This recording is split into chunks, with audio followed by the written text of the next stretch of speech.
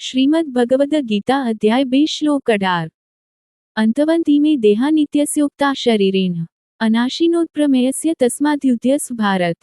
કેવળ ભૌતિક શરીર નાશવંત છે, તેમાં વ્યાપ્ત આત્મા અવિનાશી, અપ્રમેય અને શાશ્વત છે। તેથી હે ભરતવંશી, યુદ્ધ કર। આ સ્થૂળ શરીર હકીકતમાં માટીમાંથી બન્યું છે।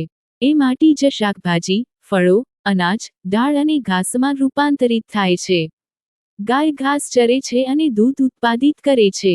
આપણે મનુષ્યો આ ખાદ્ય પદાર્થોનું સેવન કરીએ છીએ અને તે આપણા શરીરમાં પરિવર્તિત થાય છે। તેથી એમ કહેવામાં કોઈ અતિશયોક્તિ નથી કે આ શરીર માટીમાંથી બન્યું છે। અને મૃત્યુના સમયે જ્યારે આત્મા વિદાય લે છે, ત્યારે શરીરની અંત્યેષ્ટિ આ ત્રણમાંથી કોઈ એક પ્રકારે થાય છે। કૃમિ, વિદ અથવા ભસ્મ। જો તેને બાળવામાં આવે છે, તો તે ભસ્મમાં રૂપાંતરિત થઈ જાય છે અને માટી બની જાય છે।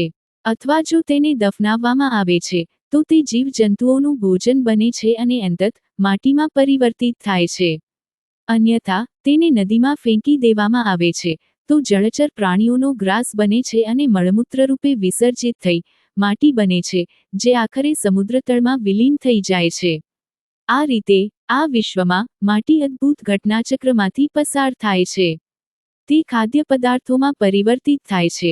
આ ખાદ્ય પદાર્થોમાંથી શરીર બને છે અને શરીર પુન માટીમાં વિલીન થઈ જાય છે। બાઇબલ કહે છે, કારણ કે તમે માટીમાંથી ઉત્પન્ન થયા છો અને માટીમાં જ પાછા ફરશો।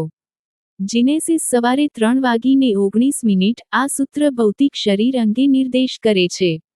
શ્રી કૃષ્ણ અર્જુનને કહે છે, તે ભૌતિક શરીરની અંદર નિત્ય અવિનાશી તત્વ છે, જે માટીમાંથી બન્યું નથી। તે દિવ્ય આત્મા છે, જે વાસ્તવિક સ્વ છે।